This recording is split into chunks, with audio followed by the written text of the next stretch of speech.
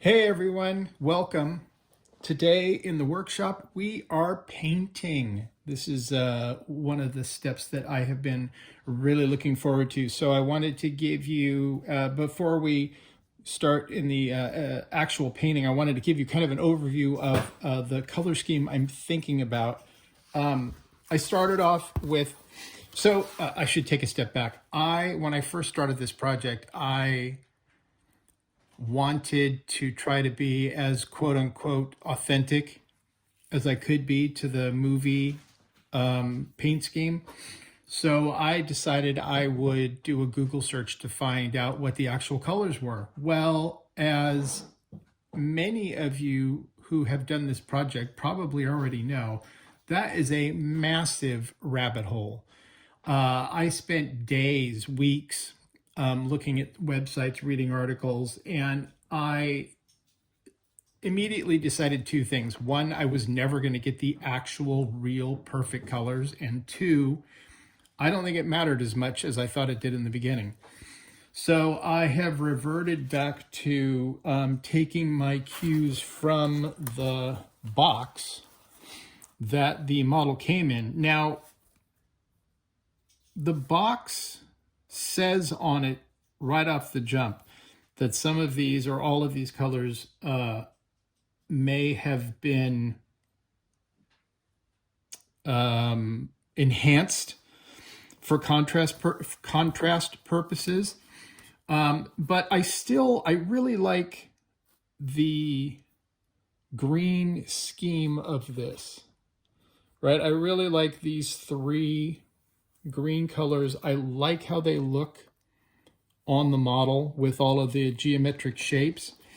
I like the browns, but the one thing I wanted to kind of do was tone them down just a little bit. I wanted the model to look a little bit more military and not quite so bright. Now, obviously, weathering is going to do some of that for me, but I wanted to see what I could do about maybe desaturating things just a little bit and seeing how that looked. So taking my cues from the box, I went ahead and bought all of the Tamiya colors. And the other day, I started doing some color palettes. The first thing, I also, on another builder's YouTube channel, he had suggested this formula for the main dark green, 2 parts of the deep green, 1 part of the flat earth, 1 part of the JA green from the Tamiya line. As soon as I mixed that color up, I knew I liked it right away. So that has always been my dark green, which would be like the areas here, here, here. And I like it because it's a little bit darker. It's a little bit more military looking.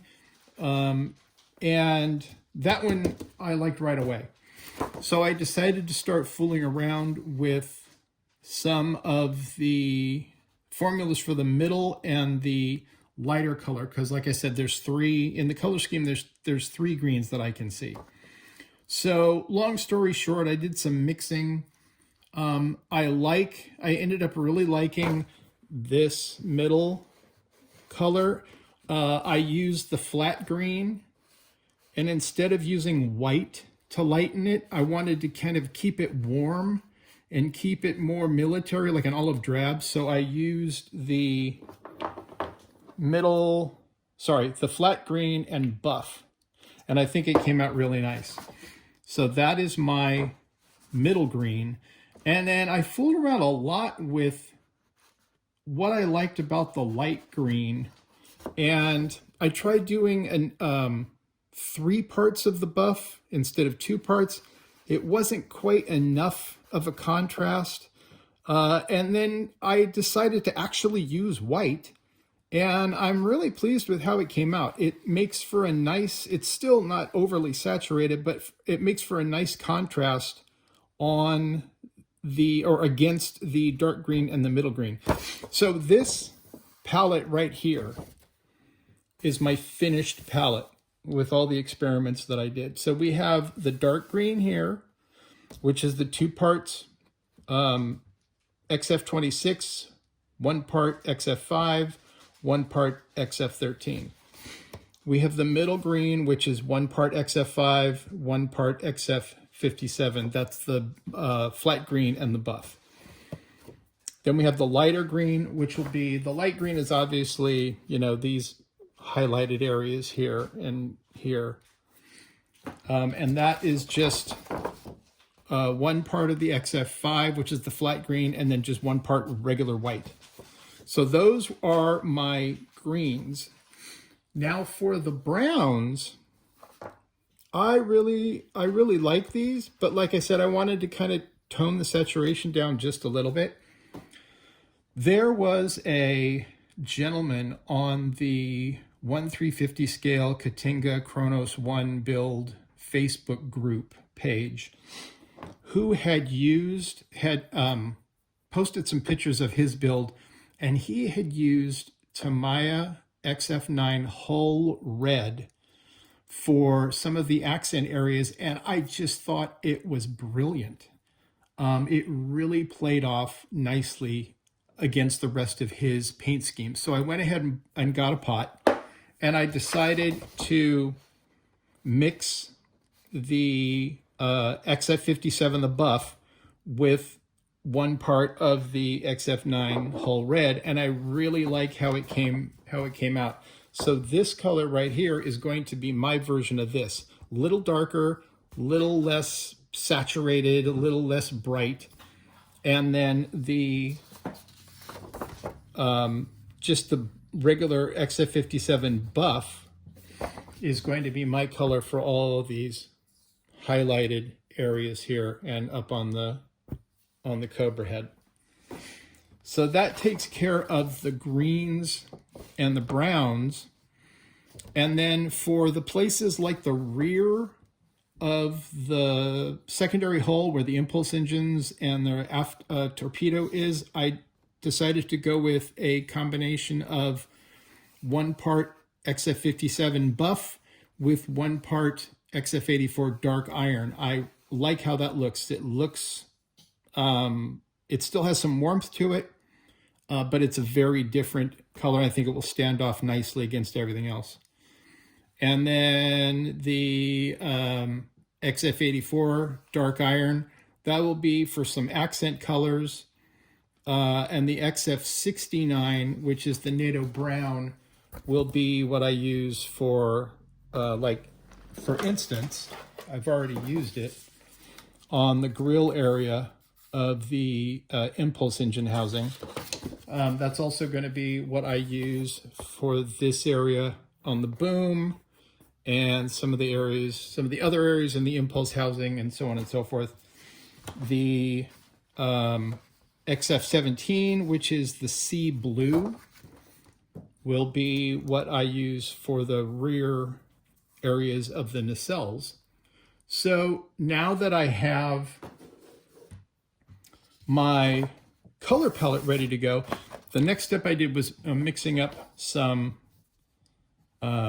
bottles of this because I know I'm going to need a bit. So I wanted to have them, and I didn't want to have to mix up a batch every time I paint it because that would be silly. So I already mixed up a bit of the darkest green and thinned it out a little bit for the airbrush. And I went ahead, let me clear this.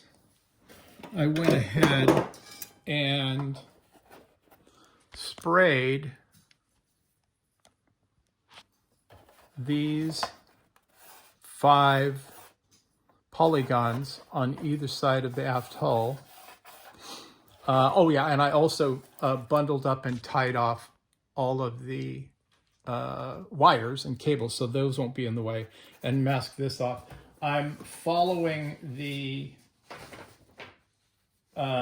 instructions that came with the masking kit from Aztek Dummy, which is really good. These guys did a super good job with their instructions. So I did this yesterday. It's been drying for a day, and I'm going to go ahead and put the masks on these, and then get the next color ready to spray over that, and we'll see how it looks. All right, things are coming along. So we started off with the smaller polygons here and on this side. Those were the dark green. I covered those up. Those 1, 2, 3, 4, 5, those 10. And then sprayed the lighter green all over here. Now we're at the stage where I'm doing a second mask on all of these areas, and we're going to lay in the middle green on top of here. So things are cooking. Okay, so the light layer is on, the middle green layer is on. I've done the last of the masking, and we're about ready to spray the entire surface with the dark green, let it dry, and then we can have our big reveal. Okay, are you guys ready to see it? 1, 2. I am very pleased with the results. I've taken all of the masks off, took a look at it. These areas that are now whole red were the light green, but I really wanted to incorporate that whole red, and I was originally going to do just the trailing edges here, but I really thought that this area in brown or that whole red would look good too, and I am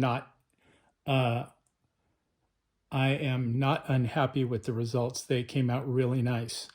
So big kudos to Aztek Dummy for their paint masks. My next step is to go in. There's obviously some little chips. Let me see if we can do a little, there's some chips. There's some lines that need to be dressed a little bit. But overall, this was a fantastic product to use. I'm really, really happy. The instructions were real easy to follow. I'm very pleased with the mixes, the paint mixes that I made. I think the contrast overall looks just the way I wanted it to. And so, like I said, now I'm just going to go in and line everything and make all the edges nice and crisp and fill in the spots where the mask didn't quite cover everything. There's some larger chips, paint chips here. I think I might just use those as areas where I'm going to do some damage effects. So we'll see. Anyway, I'm going to do that lining and the cleaning up, and then we'll come back and see how it all looks. And we are back, and I have now completed all of the cleaning up on some of the unsprayed parts. I cleaned up the lines. I finished doing the front and the back. I'll show that all to you. This has actually taken a few days. It took me a lot longer than I thought it was, because I was finding all kinds of little spots that I had missed. But I am really pleased with how this is looking. I did the back. I still have to paint the impulse engine housing. I have done the front, masked that off, painted the two colors. I knocked a bit of the brass piece off. I got to put that back on. But everything has come out really well. Oh, and I forgot to show you the bottom. Oops. And so here's the bottom. The bottom came out really nice. Had a little bit of a problem wearing my optivisors and trying to get in close with the stand there. Kept bumping my eyeballs a little bit, but no big problems. So one thing I wanted to point out in particular is the whole red areas. I really like how these came out. I know I said that earlier in the episode, in this episode, but I also incorporated some of the whole red into the bottom, And I just think it's such a great accent color. I'm really, really pleased with how it all came out and how it looks alongside the 3 green pattern. So the funny part about this is that as I was going through and taking a brush and doing the line work, I kept finding so many pieces of the paint mask that I had not taken off yet. I thought I had taken everything off, but I kept finding areas, small areas that I hadn't taken off yet. So it was like a treasure hunt. So a couple of things. I'm going to be putting links in the description for the Katinga build, the Katinga and the Kronos One Facebook page, Facebook group. And I'll also put a link in the description for the Aztek Dummy masks. I know I've mentioned them before, but I cannot say enough good things about this product. I think of all of the things I got for this build, those masks have got to be one of the most helpful things in getting this project done, because they really decreased the amount of time it took me to get this all masked off and painted. So I'll put a link in the description so y'all can see where to buy them. So moving forward, I think what's going to happen next, I'm going to take the rest of this, I think, in 3 smaller chunks, because this took a long time, a lot longer than I thought it was. I've been trying to post an episode every week, and I think it's been 3 weeks since I posted the last one. So moving forward, I'm going to do both nacelles as one episode. I'm going to do the impulse engine housing and the shuttle bay as one episode. And then I'm going to do the forward section and the boom as a separate episode, because those I think are going to take a lot shorter time, because this was the single biggest part of the model. So, and then once I have the nacelles, the impulse engine housing, the boom, and the forward section painted, the next step is going to be to attach everything. And then once everything is attached, we will do the final wiring, and we'll get this thing wrapped up, man. So anyway, thank you as always. I know this episode has been a little longer than most, but we got a tremendous amount of stuff done during this episode. So as always, thank you so much for taking this journey with me, and I will see you next time.